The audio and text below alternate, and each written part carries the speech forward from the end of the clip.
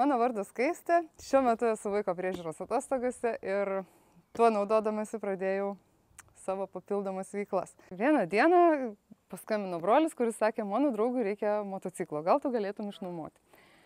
Aš sutikau, ilgai pagalvojusi, šiek tiek bijodama, tačiau jį išnuomavau. Ir po to, kai tas motociklas grįžo, nusprendžiau, kad galima tą ir pakartoti.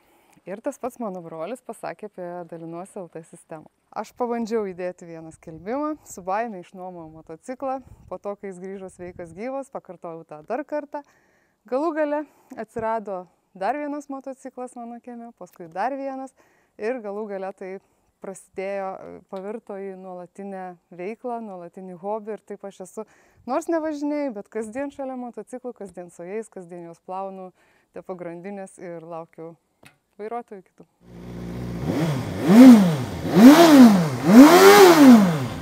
Taigi, čia matote Suzuki GSR 600, jis yra 2008 metų ir tai yra mano trečiasis motociklas. Aš jį pirkau savo tuo metu, kai dar motociklų nenuomavau, kaip minėjau, ir būtent jis yra viso šito pradininkas. Jis tikrai labai malonus, labai lengvas, lengvai valdomas, iš aliuminio rėmų, tai vat labai fainas, tinka mergaitėms, žemo ūgio žmonėms. Ir yra tikrai populiarus. Nuomos kaina šio motociklo yra 40 eurų para. Ir tikrai labai dažnai važinėja tiek pradinukai, tiek tie, kurie nori lengvo pasivažinėjimo apylinkės arba netgi mieste, labai tinkamas. Kai pradėjau nuomoti šį motociklą, tai nebuvo verslas, nebuvo kažkokių planų, aš net neturėjau individualios veiklos, tai tiesiog buvo visiškas eksperimentas su mintimi, kad galbūt bus pigiau pakeisti tepalus. Ta prasme, kad galbūt aš pasidalinsiu motociklu su kažkuo ir pasidalinsiu remonto išlaidomis. Ir tiesą sakant, nesitikėjau tokio populiarumo, jis tikrai buvo labai populiarus, gan dažnai važiavo. Galų gale su juo nebevažiavau aš, ir dėl to, kad jo reikėjo kitiems, ir dėl savo gyvenimiško aplinkybių, kaip minėjau, esu vaiko priežiūros atostogose. Ir galų gale man iš tikrųjų jau nebereikėjo rūpintis tuo remontu motociklo ir jis pilnai pasidengdavo. Dabar jau tai ne tik padengia mano draudimo, techninių apžiūrų kaštus, bet ir neša jau šiokį tokį pelną. Žmonės, klientai labai dažnai sako, kad nieko nežinojo apie motociklų nuomą, net nežinojo, kad apskritai tai vyksta ir įveda į Google motociklų nuomą. Ir jiems praktiškai pirmas puslapis, kurį pateikia Google, yra Dalinuosi LT. Būtent taip žmonės atranda apskritai motociklų nuomą, kad tai vyksta dalinimasis, kad tai įmanoma išsinuomoti ir manau pagrindinis Dalinuosi LT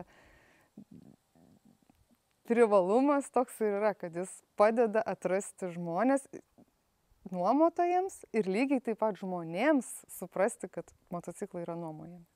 Kalbant apie šią veiklą ir užimtumą, tai pagrindinis veiksnys yra oras ir sinoptikai, kurie kartais būna draugai, kartais pakiša koją. Tai jeigu prognozija yra, kad savaitgalis, kartais jis netgi būna ilgasis ir labai saulėtas ir gražus, aš nespėju atrašinėti žmonėms, nespėju atidavinėti motociklų ir neturiu savaitgalių. Visiškai. Iš mano patirties nuomos praktiškai visada būna sėkmingos. Iš tikrųjų esu net nustebusi dėl to, kaip visuomenė mano apie motociklininkus ir kokius juos sutinku aš. Jie visada su retom išimtim grįžta laiku, praneša, jeigu kažkas nutinka.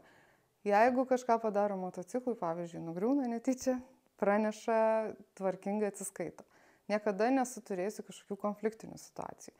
Ir kas įdomiausia, esu turėjusi per 6 metus, per daug nuomų, tik 2 baudas po 6 eurus. Šiek tiek vėliau pastebėjau poreikį, kad žmonėms, kurie nuomosi motociklus, reikia ne tik motociklo, bet ir aprangos, dažniausiai šalmo. Tai žinoma, pasipildžiau ir jais. Taip pat daugelį jų esu sudėjusi į Dalinuosi LT sistemą ir suteikiu galimybę išsinuomoti jau ne tik motociklą, bet ir šalmus. Taip pat aprangas. Jų labai dažnai reikia keleiviams. Kai žmogus nori pavežti kokią nors mergaitę, kuri gyvenime nėra važiavusi motociklu, mes ją visada aprengiame striukę, kelnėmis, šalmu, batukais ir išleidžiame saugiai pasivažinėti. O čia matote pramogą, mašinytę, kurią nupirko vyras tiesiog pasivažinėti, kadangi tai yra kabrioletas, tai yra klasika, Miata, nupirko mums savaitgaliams papramogauti. Vis dėlto Mazdos, ypač senos Mazdos, turi savybę rūdyti ir visaip kitaip nepuošti savęs ir mums reikėjo kažką daryti, arba ją visą restauruoti ir perdažyti, arba padaryti kažką kito. Tai rezultatą matot. Iš pradžių buvo baisu pasiimti po apklijavimo, bet tik nuvažiavus pasiimti, pati sakiau, vau, čia kaip žaisliukas. Ir nuo to laiko tikrai niekada nebesigailėjau, labai džiaugiamės sprendimu. Labai smagu su juo važinėti, vaikai būna bėga iš paskos ir reikia makvynas. Ir suaugę, ir mojuoja, ir rodo pamirksėk lempom. Ir tikrai labai smagu važinėti dėl dėmesio. Tai joks motociklas tikrai neatstos to, ką patirėt čia. Ir taip pat kabrioletas irgi turi savų pliusų, kai reikia suvelti plaukus ir važiuoji be šalmo. Na, o kalbant apie ateities planus, galbūt greitų metų Dalinuosi LT sutiksite ir šią Miatą.